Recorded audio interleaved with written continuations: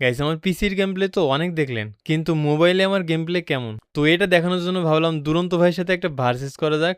আর দুরন্ত ভাই recently road to Glory tournament খেলছিল, এটার জন্য সে কিভাবে কথা বলতেছে শুনেন। যে মনে করেন যে ই স্পোর্টস খেলে, রোড টু গ্লোরি খেলে, আপনি ওই প্লেয়ারের সাথে আসছেন ভার্সেস করতে, তার মানে বুঝতেছেন যে আপনি কত বড় নুব।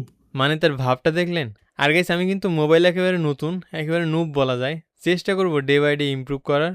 আর ম্যাচটা অবজার্ভ থেকে রেকর্ড করা, আমি চাইছিলাম স্ক্রিন রেকর্ড করতে, কিন্তু মোবাইলে রেকর্ডিং অন করলে ল্যাগ দেয়, যার জন্য অবজার্ভ থেকে রেকর্ড করলাম। প্রথম রাউন্ডে কি হয় দেখেন, গেম প্লে থেকে বেশি ফোকাস দিবেন তার কথাগুলোই।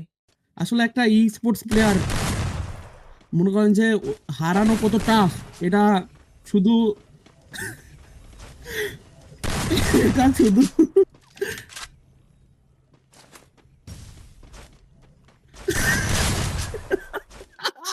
কইলাম না, একটা ই স্পোর্টস প্লেয়ার যে থ্রো বল ইউজ করে, যে অ্যাক্টিভ স্কিল ইউজ করে, যে আইকিউ ইউজ করে, সেই হলো ই স্পোর্টস প্লেয়ার, বুঝছেন?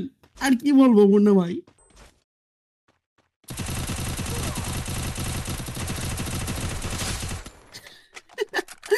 আমি যেটা বলতেছিলাম, একটা ই স্পোর্টস প্লেয়ার আইকিউ ইউজ করে, দেখেন আপনি আমার হেডশট মার ট্রাই করতেছেন, আমি বসে পড়ছি, এইটারে বলে আইকিউ, দেখছেন? তো তার এমন অপমান দেখে ভাবলাম যেমনি হোক ম্যাচ জিতবই। তারপর দেখেন ভাই, ভাই তো চেতে গেছে, আয় রে ভাই চেতে গেছে ভাই, ভাই চেতে গেছে। এখানে সে বেশি আইকিউ দেখাতে গিয়ে নিজের ফ্ল্যাশে নিজেই কানা হয়ে যায়। তারপর আমি তাকে এখানে অনেক মারার চেষ্টা করি। ভাই আমি আমি কষ্টের কথা কারে বলবো, ফ্লাশ মারছি একেবারে এম কইরা, ওই ফ্লাশে আমি কানা হয়ে গেছি ভাই। এদিকে মুন্না ভাই পালানোর চেষ্টা, কিন্তু পালাতে কি পারবে? তো ফাইনালি মোবাইল দিয়েও একটা হেডশট দিয়ে দিই, যেটা আপনারা দেখতে যাচ্ছিলেন। একটু সময় নিয়ে প্র্যাকটিস করলে আশা করি মোবাইলেও খেলতে পারবো। তো এর পরের রাউন্ডে আমি ম্যাক্স 7-এ যাতা দিয়ে দিই, আপনি লোকেশন কেমনে দেখলেন? কিন্তু এর পরেও কিন্তু ম্যাচটা আমি হেরে যাই আর দুরন্ত ভাই জিতে যায়। তো জেতার পরে কি বলে শুনেন। ভাই কি যে বলবো ভাই, মানে জেতার পরে যে ভয়েসটাও ডিপ হয়ে গেছে ভাই, এটা ভাই বুঝাই যাচ্ছে ভাই।